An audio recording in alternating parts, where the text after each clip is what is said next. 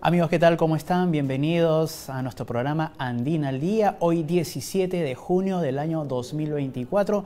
Soy Lenin Lobatón y tengo el agrado de conducir esta mañana el programa. Y quiero empezar pues con esta realidad, ¿no? Lamentablemente en nuestro país se construye de manera muy informal, ¿no? No prevemos, no cuidamos sobre qué zonas estamos construyendo, ¿no? Y lamentablemente pues la ciudad es un país pues nuestro país es un lugar donde no se construye bien. Hoy, esta mañana nos acompaña la decana del Colegio de Arquitectos del Perú. Ella es Lourdes Yusti, con quien vamos a tener la oportunidad de conversar sobre este tema, sobre la informalidad. ¿Por qué somos tan informales al momento de construir? Decana, ¿cómo está? Muy buenos días, bienvenidos al programa. Muy buenos días. Quisiera dar un par de cifras para que nuestro público tenga una idea. Mira, 7.600.000 personas viven en barrios urbanos marginales, ¿no? El 74% está en situación de vulnerabilidad, es decir, más de 5.600.000 personas están en un serio riesgo ante un caso de sismo, ¿no? Tenemos un déficit habitacional del 72%. ¿Y por qué? Porque no solamente nos falta una cantidad, 192.000 viviendas es el déficit que se incrementa cada año y además tenemos un gran porcentaje de viviendas que no tienen ni agua, ni luz, ni desagüe. Entonces, ¿por qué se da esto? Por un lado, por la inacción que ha tenido nuestro gobierno, nuestro Estado, y ante esta falta de respuesta, ¿quién está planificando nuestras ciudades? La están planificando los traficantes de terreno. Esa es la realidad, ¿no? Entonces, nuestro país recién tiene una ley de suelos, ley de desarrollo urbano sostenible. ¿Sabe desde cuándo? Desde julio 21. Estamos pero en pañales. Desde julio 21, en la época Sagasti, con Sol Ángel Fernández, Elizabeth Añaños, se dieron estas dos importantes leyes. Hay que implementarlas y hay que adaptar nuestra normativa a nuestra realidad. Por un lado, es tremendamente informal. Dice Grade, ¿no? Según los estudios, que las ciudades han crecido 43% de manera plana, extendida, y el 93% de este crecimiento ha sido informal en los últimos 20 años. ¿Se imagina? Entonces, ¿qué pasa? No tenemos planificación urbana porque los alcaldes no lo ven como algo prioritario. Entonces, necesariamente, esta ley de desarrollo urbano, quería decir algunas virtudes que tiene, que falta algunos temas reglamentar. Uno, habla de una vivienda de interés social prioritaria para este sector que no tiene acceso a un préstamo hipotecario. Uno. Dos, habla del operador público de suelo. Se tiene que implementar lo más pronto posible. El gobierno, el Estado, tiene muchos suelos que pertenecen, por ejemplo, al ejército, cuarteles enormes dentro de las ciudades, a diferentes ministerios que podrían ser dados para proyectos de vivienda con sus equipamientos y ponerlos a un bajo costo. Sedapal hizo un estudio diciendo que le costaba 150.000 soles llevar el agua a la punta de una vivienda en el cerro. ¿Solo una vivienda? Mucho más económico sería para el Estado dar un bono directo, subsidio, ¿no? Financiamientos para acabar con esto. Por otro lado, le comento que nuestra ley de licencias de construcción 29090 es tan estricta como si fuéramos Suiza, digamos. Por ejemplo, si viene una inmobiliaria, un programa del Estado, quiere hacer un gran programa de viviendas a bajo costo, se encuentra con el primer problema, que un requisito es la factibilidad de agua de Sedapal, o su equivalente en todo el país. ¿Y qué pasa? Sedapal dice, no te doy agua. Entonces se queda sin poder hacer el proyecto, que es un absurdo, y vienen las invasiones y se quedan sin agua por 20 años, cuando hay soluciones alternativas. Desde el Colegio de Arquitectos saludamos que se le acaba de dar facultades legislativas al Ministerio de Vivienda justo para arreglar este tipo de situaciones. Eso es algo positivo. Justo a eso iba, decana. Ya sobre lo que ya está hecho, lamentablemente, como usted ha mencionado, se ha construido de una manera informal donde no se debió. ¿Qué se puede hacer sobre lo que ya está hecho? ¿Qué alternativas de solución se puede dar para mejorar pues la construcción que ya está realizada, ¿no? Mire, ¿sabe qué se debería hacer? Se debería hacer propuestas innovadoras. Nosotros desde el Colegio de Arquitectos hicimos un concurso de ideas para viviendas en ladera. y se lo entregamos incluso al alcalde Muñoz cuando estaba a cargo de la Municipalidad de Lima. Ahí vimos muchas propuestas de ideas realizadas por arquitectos. Por ejemplo, se planteaban containers colocados con estructuras metálicas que le daban equipamiento. También trabajábamos un programa de manzana segura, cómo fortalecer a todas las, no solamente una vivienda chiquitita, sino a todo el conjunto. Por ejemplo, las obras en el Estado se hacen sin evaluar la calidad ni el diseño. Es increíble. Entonces vendrían y decir, mire esta imagen, pongamos un muro de contención vertical, punto. Sin embargo, un arquitecto daría una solución integral junto con el ingeniero. Hagamos un muro de contención de manera escalonada, las escaleras las podemos hacer en zigzag, en estos andenes podemos crear zonas de cultivo, podemos crear juegos, podemos crear en las escaleras en zigzag espacios intermedios para hacer el guaguaguasi, para hacer arriba el tanque de agua, para hacer abajo una bomba, y así, acá hay dos temas. Uno, el riesgo, ¿no? Hay que apuntalar para que estas casas no se vengan abajo. Número dos, la falta de equipamientos. No tienen, como ha sido una invasión sin espacios para los equipamientos, no tienen los espacios para educación, salud, comercio, etcétera, ¿no? Lugares de encuentro, también les falta áreas libres para los niños, para las personas mayores, etcétera. Falta la calidad. Okay. Decana, lo que yo quisiera... Usted dijo que este proyecto lo han presentado en la anterior gestión. ¿Qué ha pasado? ¿Se ha quedado ahí congelado? ¿Ha ido desarrollándose? ¿Qué ha pasado con esas propuestas que ustedes han dado? Esa propuesta yo creo que se quedó encarpetada. Tuve la oportunidad de ver un día en un evento al alcalde al alcalde actual y me dijo, no sabía, no conozco, ¿no?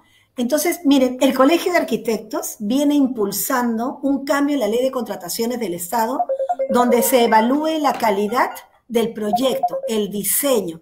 Y esto se ha evaluado también junto por la entidad ejecutora con la ayuda de jurados expertos, ¿no? Estamos viendo que hay miles de millones de soles de obras paralizadas en todo el país. Uno, los expedientes son muy mal hechos. Y dos, cuando se construyen tienen un costo tan alto de mantenimiento porque no hubo un arquitecto que pensara en una solución como desde el diseño hago que los costos sean más económicos, que a futuro tenga menor costo de mantenimiento, que tenga una adecuada ventilación, iluminación, sin requerimientos de equipamientos costosos como aire acondicionado y otros. Perfecto. Decana, ¿qué causas pueden pasar o qué consecuencias pueden pasar de tener esto, ¿no? De seguir con la informalidad y no dar una solución al respecto? ¿Qué consecuencias podría traer, no?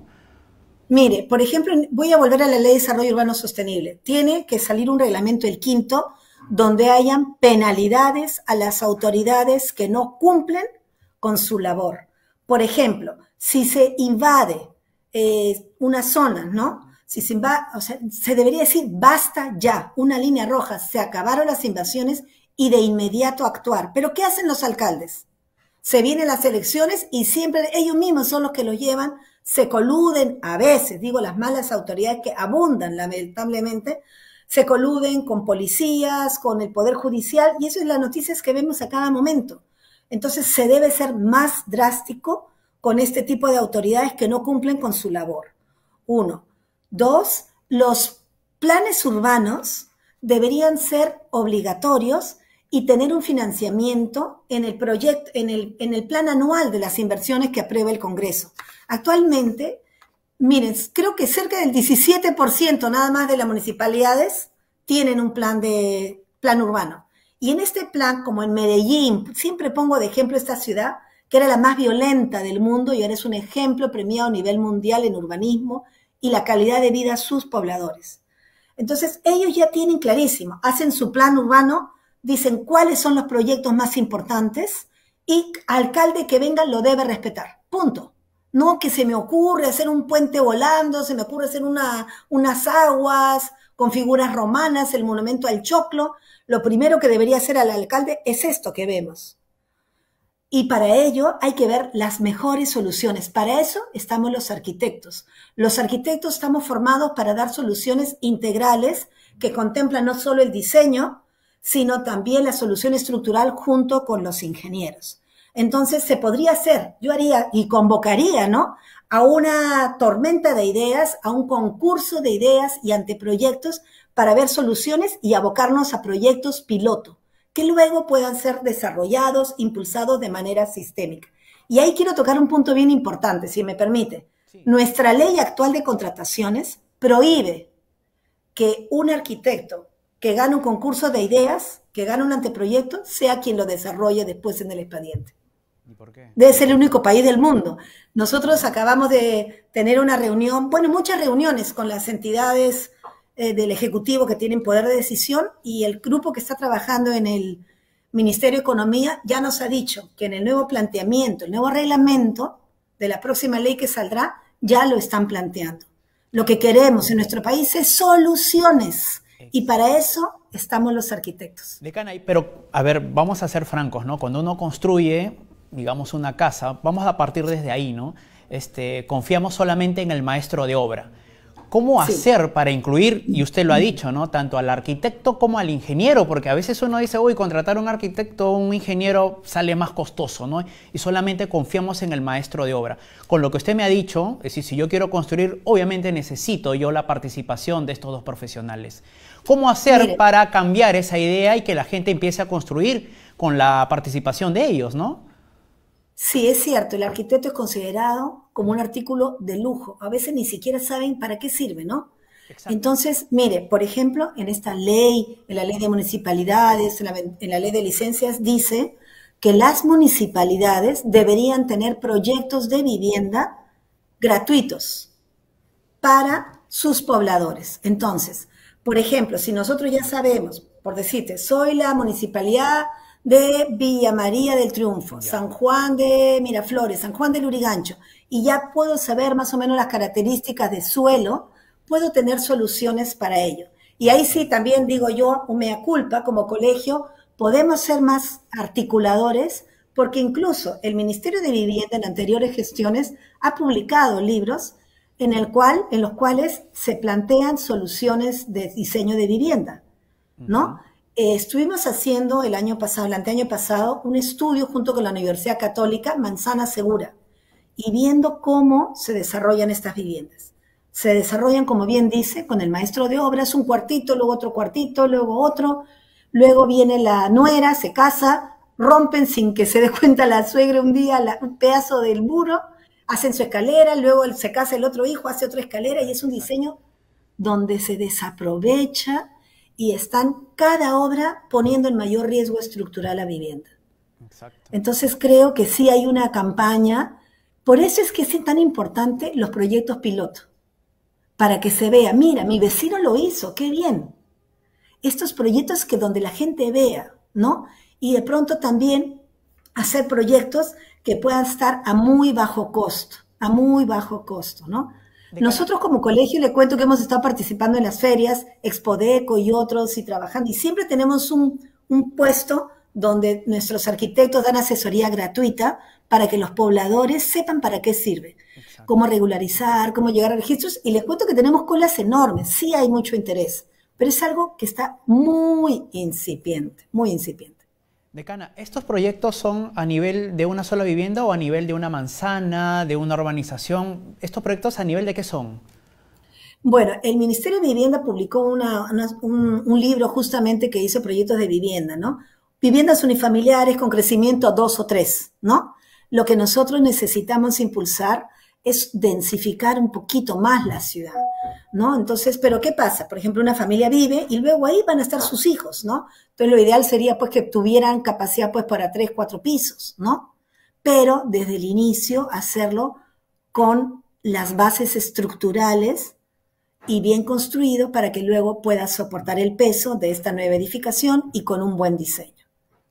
Pero de inmediato, lo que yo propongo a nuestras autoridades es hacer proyectos piloto. 1, reforzamiento. 2, análisis. Teníamos este proyecto y sería ideal poderlo mostrar, se trabajó bastante, pero hicimos un análisis, toda una manzana. Lo ideal es trabajar por manzanas, ¿no? En la época de Humala se hizo un bono de reforzamiento, que es gratuito y tiene poquito alcance, pero se le da 15.000 soles para que una familia pueda reforzar al menos un cuarto. Pero si tienes tú un cerro donde arriba hay una roca, por más que refuerces tu cuarto, se te va a caer. O si tengo una pista angostita, ¿no? Donde pasa el camión y se va a rodar y volcar encima tuyo. Entonces es un proyecto, es un problema integral. Exacto, decana. Muchas gracias. Bueno, el tiempo nos ha ganado. Gracias por el alcance que nos ha dado, por la información y sobre todo por la importancia de este profesional que es el arquitecto, ¿no? Para poder construir pues una vivienda y una urbanización. Decana, ¿algo más que quisiera agregar respecto a este tema ya para finalizar? De repente dirigirse a alguien.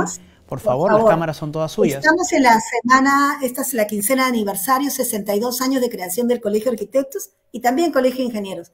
Y toda esta semana tenemos conferencias. Mañana, martes 18 de junio, 6:30 de la tarde, tenemos una conferencia sobre el milagro de Medellín, justamente. Y va a estar Echeverry, que fue el gran autor y el gran transformador. Ojalá nuestras autoridades, los alcaldes lo vean y me da la idea de que les mandaremos a todos el video, aunque sea, para que lo vean, se les abra la mente, ¿no? Tenemos que enfocarnos justamente en esta gran área marginal, vulnerable, y ahí actuar con proyectos pilotos y ayuda de los colegios profesionales. Gracias. Muchas gracias, decana. Bueno, estuvo con nosotros Lourdes Giusti, decana del Colegio de Arquitectos del Perú, para darnos la información pues, respecto sobre la construcción de nuestro país.